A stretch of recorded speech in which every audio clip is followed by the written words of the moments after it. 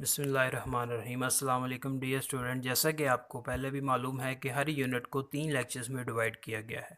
तो unit number 2 का पहला लेक्चर इंग्लिश मीडियम में आपके सामने स्क्रीन पे मौजूद है। यही लेक्चर उर्दू मीडियम में भी हमारे इस यूट्यूब चैनल पे मौजूद है, जहाँ से आप इसको नोट कर सकते हैं। तो बोर्ड के पैटर्न पेपर के मुताबिक क्वेश्चन नंबर 2, जिसमें 8 पार्ट है, ये 8 पार्ट हम सॉल्व करने जा रहे हैं। एक एक्सेलेंट प्रेजेंटेशन के लिए आप मार्कर के साथ क्वेश्चन नंबर 2 को पेपर के लेफ़्ट साइड पे लिखेंगे। फिर नेक्स्ट लाइन में मार्कर के साथ पार्ट नंबर 1 लाइन के सेंटर में लिखेंगे। इस पार्ट नंबर 1 में क्वेश्चन पूछा गया है, डिफाइन रेस्ट एंड मोशन। तो यहाँ पे 2 चीज़ों की डेफिनेशन पूछी गई है। तो पहली हेडिंग बनेगी रेस्ट। डेफिनेशन है, if a body does not change its position with respect to some reference then it is in the state of rest. अगर कोई जिस्म अपने इर्द गिर्द के लिहाज से या रेफरेंस के लिहाज से अपनी पोजीशन चेंज ना करे तो वो रेस्ट की स्टेट में है। एग्जाम्पल, एक लाइन की स्पेस छोड़ने के बाद मार्कर के साथ हेडिंग बनाएंगे। एग्जाम्पल है जी, tree on the road and electricity poles. फिर नेक्स्ट लाइन की स्पेस छोड़ने के बाद हेडिंग बनेगी मोशन। इसकी definition, if a body changes its position with respect to some reference then it is in the state of motion. अगर कोई जिस्म अपने इर्द गिर्द के लिहाज से अपनी पोजीशन चेंज करे तो वो मोशन की स्टेट में है। एक लाइन की स्पेस छोड़ने के बाद हेडिंग बनेगी example, a running car on the road. दूसरी example, rotating moon around the earth. एक लाइन की स्पेस छोड़ने के बाद लाइन के सेंटर में लिखेंगे आप पार्ट नंबर 2, और इसमें क्वेश्चन पूछा गया है, define vibratory motion and give an example. Vibratory motion, next line पे आप हेडिंग बनाएंगे मार्कर के साथ, definition, to and fro motion of a body about its mean position. किसी जिस्म की एक पॉइंट के आगे पीछे हरकत वाइब्रेटरी मोशन कहलाती है। एक लाइन की स्पेस छोड़ने के बाद एग्जाम्पल की हेडिंग बनेगी। एग्जाम्पल 2 लिखी हैं, दोनों पॉइंट्स की शक्ल में लिखी हैं, एक लाइन में नहीं लिखी।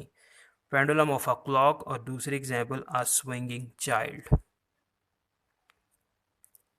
पार्ट नंबर 3, मार्कर के साथ आप लाइन के सेंटर में लिखेंगे। इसमें क्वेश्चन पूछा है, differentiate between displacement and distance. Displacement और डिस्टेंस में क्या फ़र्क है? तो 2 हेडिंग्स बनेंगी इसमें। Displacement, the shortest distance between 2 points is called displacement. इसको अभी डायग्राम के साथ भी एक्सप्लेन करेंगे। नेक्स्ट लाइन की स्पेस छोड़ दें और हेडिंग बनाएं उससे नेक्स्ट लाइन में डिस्टेंस की।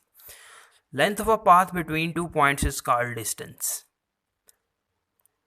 एक लाइन की स्पेस छोड़ने के बाद डायग्राम, 2 पॉइंट्स लगाएं ए एंड बी, और इन 2 पॉइंट्स को एक स्ट्रेट लाइन के साथ मिला दें और एक को जिगजैग लाइन के साथ मिला दें। ये जो स्ट्रेट लाइन है ये शॉर्टेस्ट डिस्टेंस है, सबसे कम रास्ता है, इसको हम डिस्प्लेसमेंट कहेंगे, और ये एक वेक्टर क्वांटिटी है। और जो रास्ता लंबा है इसको हम डिस्टेंस कहेंगे, और ये एक स्केलर क्वांटिटी है। एक लाइन की स्पेस छोड़ने के बाद हम लिखेंगे लाइन के सेंटर में मार्कर के साथ पार्ट नंबर 4। पार्ट नंबर 4 में क्वेश्चन पूछा गया, define scalars and vector. Scalars और वेक्टर की डेफिनेशन लिखें। The quantities which can be describe completely by its magnitude only. ऐसी क्वांटिटीज़ जो सिर्फ मैग्नीट्यूड से कंप्लीटली डिस्क्राइब हो जाएं, और इस मैग्नीट्यूड में यूनिट भी शामिल होता है, ये स्केलर कहलाती हैं। इनकी एग्जांपल लिखेंगे। एक लाइन की स्पेस छोड़ने के बाद मार्कर के साथ एग्जांपल की हेडिंग बनाएंगे, वर्क, एनर्जी, पावर, करंट। फिर नेक्स्ट लाइन की स्पेस छोड़ेंगे, वेक्टर्स की हेडिंग बनेगी, definition, the quantities which can be described completely by its magnitude and direction. ऐसी मिकदारें जिनको कम्प्लीटली डिस्क्राइब करने के लिए मैग्नीट्यूड यूनिट के साथ साथ डायरेक्शन की भी ज़रूरत पड़ती है। एग्जाम्पल्स में एक्सेलेरेशन, फोर्स, टार्क, एक्सेट्रा।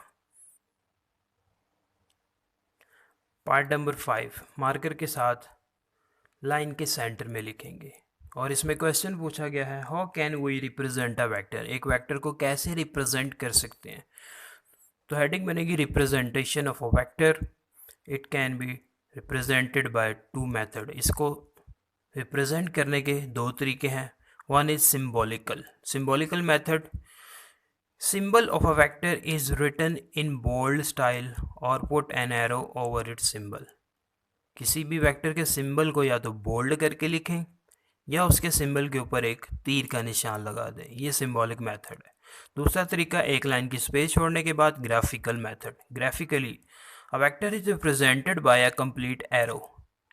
एक एरो के साथ एक वेक्टर को कंप्लीटली बना सकते हैं। इसकी length describes the magnitude and it's arrow head tells about the direction. इसकी लेंथ मैग्नीट्यूड को शो करेगी और उसके ऊपर ये एरो ये डायरेक्शन को शो करेगा। नेक्स्ट लाइन की स्पेस छोड़ने के बाद पार्ट नंबर 6 लाइन के सेंटर में लिखेंगे। इसमें क्वेश्चन पूछा है describe position of an object with an example. Position को डिस्क्राइब करना है एग्जांपल के साथ। तो पोजीशन की हेडिंग बनेगी मार्कर के साथ। डेफिनेशन है इसकी, position describe the location of a place और a point with respect to some reference. किसी चीज़ या किसी पॉइंट की जगह को रेफरेंस के लिहाज से बताना, ये पोजीशन कहलाता है। इसके एग्जांपल्स, एक लाइन की स्पेस छोड़ने के बाद मार्कर के साथ लिखेंगे my house is 50 meter right side of मस्जिद। मस्जिद यहाँ पे रेफरेंस पॉइंट है। School is 20 meter west to the hospital.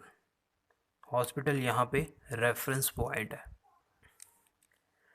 Part number 7 marker के साथ लाइन के सेंटर में लिखेंगे और इस पार्ट नंबर 7 में क्वेश्चन पूछा गया है डिफाइन स्पीड एंड वेलोसिटी। दो चीज़ें पूछी गई इस क्वेश्चन में, स्पीड और वेलोसिटी की डेफिनेशन करें। The distance covered by an object in unit time is called speed. एक लाइन की स्पेस छोड़ने के बाद इसका फार्मूला लिखेंगे, speed is equal to distance over time. फिर नेक्स्ट हेडिंग, एक लाइन की स्पेस छोड़ने के बाद velocity. The rate of displacement of a body is called velocity. एक लाइन की स्पेस छोड़ने के बाद इसका फार्मूला लिखेंगे, velocity is equal to displacement over time. दोनों में एक चीज़ का डिफरेंस है, डिस्टेंस और डिस्प्लेसमेंट। स्पीड में डिस्टेंस यूज़ करते हैं और वेलोसिटी में डिस्प्लेसमेंट यूज़ करते हैं। नेक्स्ट क्वेश्चन पार्ट नंबर 8, एक लाइन की स्पेस छोड़ने के बाद मार्कर के साथ लाइन के सेंटर में लिखेंगे।